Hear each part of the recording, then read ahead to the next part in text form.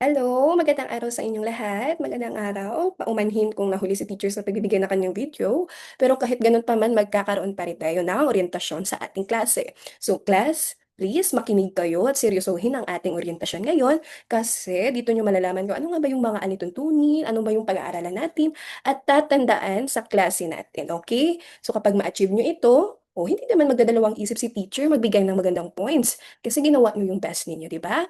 So, anong gagawin? Again, makinig at seryosohin ang orientation ni teacher. Okay. So, ngayon, class, ayun, magpapakilala muna ako. Okay, pagbati, baitang 5. So, talagang grade 5 na talaga kayo, no? Happy si teacher para sa inyo. So, bilang advisor ninyo, ako din ang inyong magiging guro sa GMRC at Araling Panlipunan. So, sa Araling Panlipunan na ito, magkakaroon tayo ng mga panibagong pagtutuklas kung ano nga ba yung mga nangyari bago nabuo yung Pilipinas and such and everything. Ganun. Okay, so before, nung grade 4 kayo, si Teacher Juliet Adena. Ngayon, si Teacher Ella na naman ang inyong magiging. So class, ako bilang teacher niyo ay gagabay sa inyo ngayong taon. At the same time, sama-sama nating tuklasin ang mga kawili-wiling paksa at mapalago ang ating kaalaman. So hinihikayat ko ang bawat isa class, hinihikayat ko kayo na aktibong lumahok at huwag mag-atubiling magtanong. Ano ibig sabihin niya, teacher? Huwag maging hesitant mag-ask ng question kay teacher. Okay? Okay, very good. Okay, so dito na tayo ngayon sa ating mga mahalagang alituntunin. Pag sinabi nating alituntunin, class, that is the rules. Okay? So ano yung mga rules? Kailangan ba natin hindi sundin or kailangan sundin? Kailangan bang sundin o hindi sundin? Okay, susundin natin. Okay, so ngayon alamin natin ang mga patakaran at gabay para maayos ang inyong pag-aaral kahit na hindi tayo face-to-face, kahit ang gamit nyo lang ay ang Google Classroom. Okay, so una na dyan, class. Okay, yan. Pumasok at mag-check ng Google Classroom araw-araw. Yan sabi ko kahapon, di ba? Na everyday kailangan yung mag-log in sa inyong Google Classroom. So, since isa lang yung Google Classroom link na binigay ko, so malalaman talaga namin lahat ng teacher nyo if nag-log in ba kayo, especially, ano yung tawag niyan? Sub, na, oras nyo sa subject na yun, okay? So, kailangan nyo talagang pumasok dun. Yan ang pinakauna. At the same time, at the same time, dyan din namin kukunin ang inyong mga attendance sa klase. Okay, next. Basahin at sundin ang mga panutok ng guro. Yun yung sabi ko kahapon, na kapag magbabasa tayo, kahit Filipino pa yan, kailangan nating unawain. Ano yung unawain? I-comprehend natin. Hindi lang yung magbabasa tayo, okay. Pero hindi natin alam yung ginagawa natin. For example, ang sabi sa panuto, bilugan, bilugan. Anong ginawa nyo? Sinalungguhitan ninyo. So, tama pa ba yun? Mali na yun. So, kailangan talaga nating basahin ha, para alam natin ang gagawin. Especially, hinikayat kayo ni teacher or gina-encourage kayo ni teacher na gawin on your own yung mga activities since grade 5 na kayo, okay? Okay, very good. Next. Okay, maging magalang at responsable sa lahat. Pag sinabi nating magalang, class, pag nakikipag-usap tayo sa lahat ng teacher, pag babae, ma'am or teacher. Kapag lalaki naman, sir or pwede teacher na lang. Okay? Kahit paano lang yung sinasalita, tinatanong natin or whatsoever, kailangan muna natin i-address si teacher ma'am or sir muna. Okay? Hindi pwede na Ella. Hindi pwede ganun, okay? Okay, so pwede gani, for example, mag-message tayo, no? Mag-message tayo sa messenger. Dito yung pagka-compose natin. Good morning po, Teacher Ella, or good afternoon po, Sir Dance, or good evening po, Ma'am B. Ganun, ha? Simulan natin sa ganyan, tapos with honorifics, okay? Huwag agad yung name lang or diretso agad sa pakay, okay? Kailangan natin maging magalang. At the same time naman, applicable din ito sa mga classmates nyo. Kailangan nyo maging magalang at maging, ano yan? Okay, maging magalang. Kasi, for example, nag-ask yung classmate nyo kasi nalito siya sa GC niya. Ano yung gagawin natin sa lesson ni Ma'am Ella? So, anong gagawin nyo doon? Ibubuli nyo ba siya kasi hindi niya naintindihan? No, of course, tutulungan ninyo siyang ipaintindi. Especially, Filipino si Teacher Ella, Filipino yung medium talaga na gagamitin natin sa Araling Panlipunan. So, for example, nag-ask yung classmate nyo kasi hindi niya talaga kaya. So, nagagawin nyo? Tutulungan nyo. Okay? Tapos, pag sinabi natin responsable, dito yung lalabas yung pag-oras ng pag-submit, mag-submit agad. Kasi class, malalaman yung mamaya kung ano mangyayari kapag hindi kayo nag-submit ng early or hindi kayo naging responsable. Okay. Next, ipasa ang gawain sa itinakdang oras at petsa. So dito yung sabi ni teacher, kapag hindi kayo responsable, hindi nyo gisubmit on time yung ginawa ninyo, anong mangyayari? Mababawasan kayo ng puntos. So yung di ba sabi ko kahapon, excuse me? Okay. Yung sinabi ko kahapon na kapag late kayo, may possibilities, sorry, maingay, may dumaan. So may possibilities na hindi na kayo makakasumite, depende yan sa teacher, or either makakasumite pa rin kayo, pero may minus points na dito sa Classico class, i-allow ko kayo mag-submit. Pero malalaman ko yan kapag late na yung submission nyo or not. Kasi once na malate kayo mag-submit, magbabawas talaga ng punto si Teacher Ella. Bakit ganyan ka-strict, Ma'am Ella? Kasi kailangan natin maging responsible class. Diba? Kung naalala nyo yung orientation ko kahapon, for example, kung assignment, may 24 hours grace kayong ibibigay. Diba? O kapag ano naman, kapag weekly yung pagsusumite, weekly na yun ha, weekly na, maraming araw nakalaan para sa inyo. So wala talagang rason na, Teacher Ella, hindi ako makakasumite na ganun, ha? Walang ganun talaga. Kasi pag sinabi ni Teacher Ella, I mean, pag nakita nyo doon sa Google Classroom nyo, na yun yung takdang oras, takdang petsa ng pagpasa, gagawin nyo yun. Okay, class? Okay, very good. Ayun, yung sabi ni teacher, ang late na gawain ay may bawas sa puntos. So, pumanhin kung stricta talaga si teacher, pero ganun talaga ang isang mag-aaral. Kailangan talagang may force para matuto talaga at susunod talaga. Ganun. Okay, class. Next. Okay. So, dito, alam niyo naman yung pinaka-hit na lahat ng guro, di ba?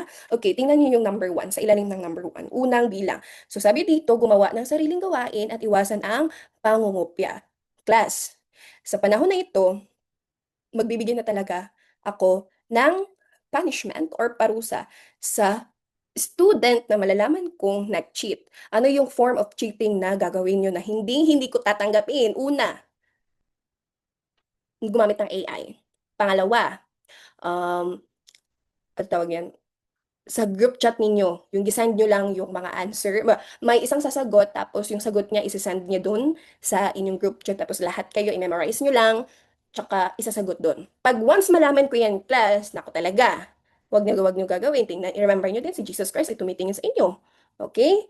Okay, and then, ito pangalawa, basahin niyo ang pangalawa, tingnan niyo yung number 2. Okay, tingnan niyo sa baba, sabayan si teacher. Sundin ang takdang oras ng pagsusulit.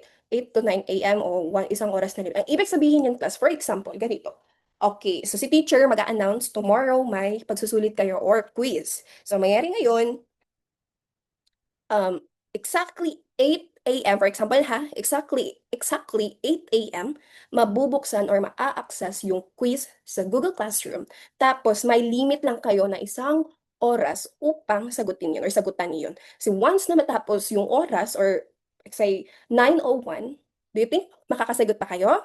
Hindi na po kayo makakasagot unless na lang kung basahin natin ang number 3, ipaalam agad sa guro kung may technical na problema o suludanin sa internet. So, ganito. Madali lang kasi magsabi ngayon, Teacher Ella, no, wala yung Wi-Fi ko. So, ganun, madali lang yun. So, kapag hindi kayo naka-quiz, tapos nag-chat kayo kay Teacher Ella, gusto ko ng proof. Pag sabi natin proof, valid. Valid yung proof na makikita ni Teacher Ella na, okay, acceptable ito. Hindi naka-quiz kasi nawalan ng internet, nawalan ng Wi-Fi. Okay? Kasi class yung mga pagsusulit, hindi yan everyday gagawin ninyo. Gagawin nyo lang sa aking klase ha, gagawin nyo lang yan, for example, once a week. So, yung once a week na yan na quiz, parang malaking, ano na yan, factor na yan sa grado ninyo, okay? So, depende pa, kung madali lang naman yung exam, baka 30 minutes na talagang ibibigay ni Teacher Ella.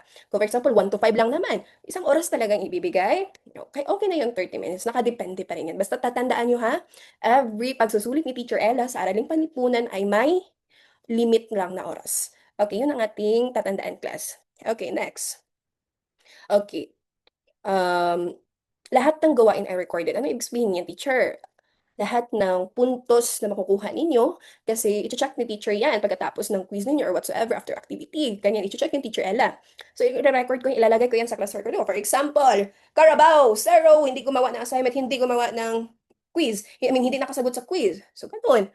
Ano mangyayari yan? Oh, malaking factor yan sa grades ninyo. Okay? So, tandaan, every move na ginagawa niyo sa Google Classroom, every makikita niyo sa Google Classroom ay part ng grading system or part ng pagbibigay puntos ni Teacher Ella sa inyo. Okay, class?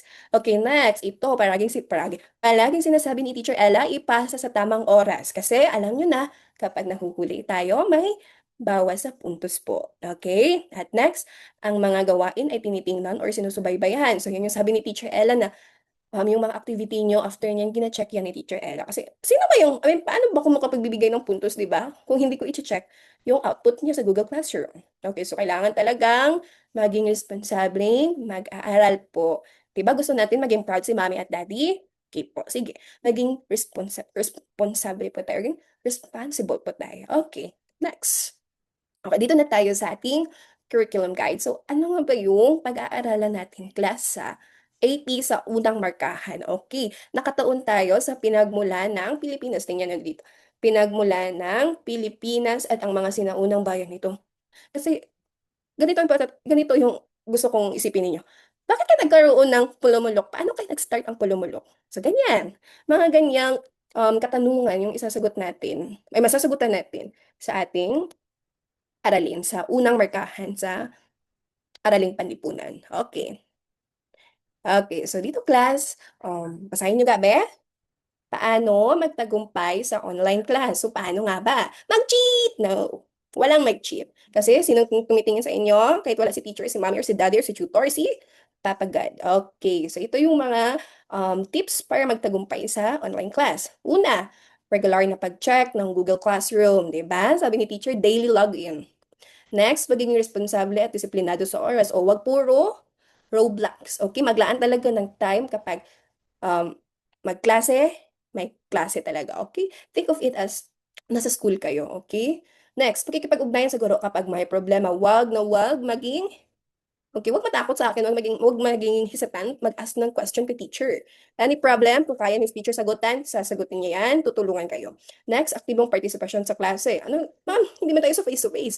No, aktibong partisipasyon sa klase, ibig sabihin yan, kahit na pag-check mo sa Google Classroom mo, it's part of being active learner. Kasi paano mo masasagutan, paano kayo mabibigyan ng puntos kung in the first place hindi kayo nagbukas ng Google Classroom, 'di ba?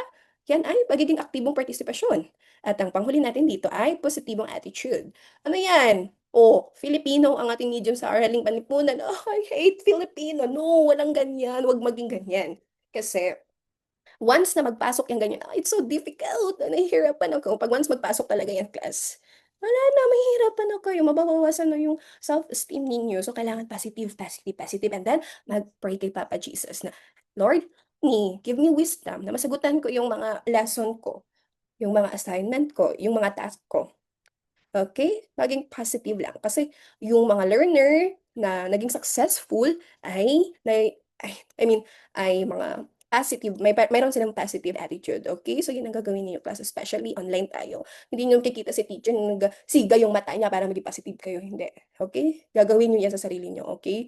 Gawin niyo yung mantra. Okay? Maging positibo, maging positibo, maging positibo. Ganyan lang. Okay? Okay, so ganun lang. Maraming salamat. Okay, so kamustahin natin yan. Kakamustahin ko kayo soon. Magkikita tayo. And God bless sa inyo, class.